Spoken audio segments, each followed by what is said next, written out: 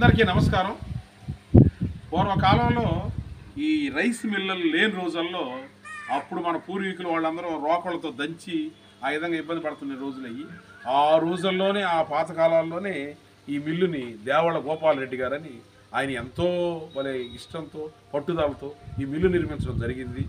ఆ మిల్లు వచ్చినప్పుడు ఈ ఊరికే ఒక ఇలువుగా అలంకారంగా ఉండింది.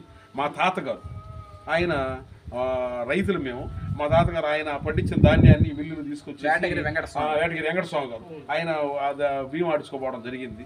తర్వాత మా తండ్రి గారు ఆయన వేటగిరి రమణయ్య ఆయన కాడ వచ్చి ఈ మిల్లును తీసుకుపోవడం జరిగింది. ఈ మధ్య కాలంలో నేను కాడ వ్యవసాయం చేసే రైతుగా ఉండాను కాబట్టి నేను కాడ ఆయన గోపాలరెడ్డి గారి కాలంలో ఎన్నోసార్లు మనం ఇక్కడ మిషన్ కాడకు రావడం అవి ఆడించుకోపోవడం జరిగేది. ఇది మా అనుభవాలు. తర్వాత మా అబ్బాయి వాళ్ళు మంచి ఉన్నత చదువులు చదివారు. వాళ్ళు ఈ లైన్లోకి వస్తారని కానీ వ్యవసాయ వారసులుగా ఉంటారని కానీ మేము అనుకోలేదు అసలు.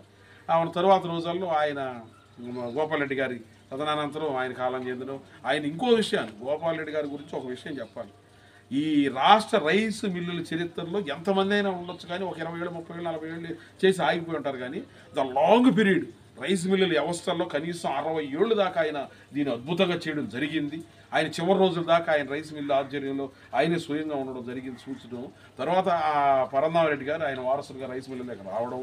తరువాత రోజుల్లో మా హర్ష ఈ విధంగా జాబ్స్ వదిలేసి నేను వ్యవసాయ వారసులుగా వస్తానని చెప్పి ఆయన ఇది ప్రకృతి వ్యవసాయంలో దిగడం. ఈ విధంగా ప్రకృతి వ్యవసాయాన్ని చాలామంది లైక్ చేస్తూ వాళ్ళందరూ ఆర్డర్ల మీద ఇది ఈ బ్యాగులు చూస్తున్నారు కదా, ఈరోజు ఈ ఆడించడం చేయడం ఈ మిల్లులో జరుగుతూ ఉంది.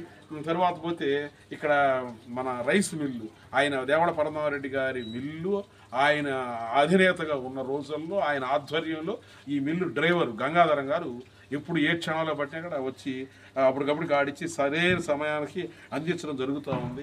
ఇన్ని చేస్తేనే వాళ్ళకి ఫోన్ చేసిన వెంటనే కొన్ని గంటల్లోనే అందించడం జరుగుతుంది. ఇది నాకు సంతోషకరమైన విషయం.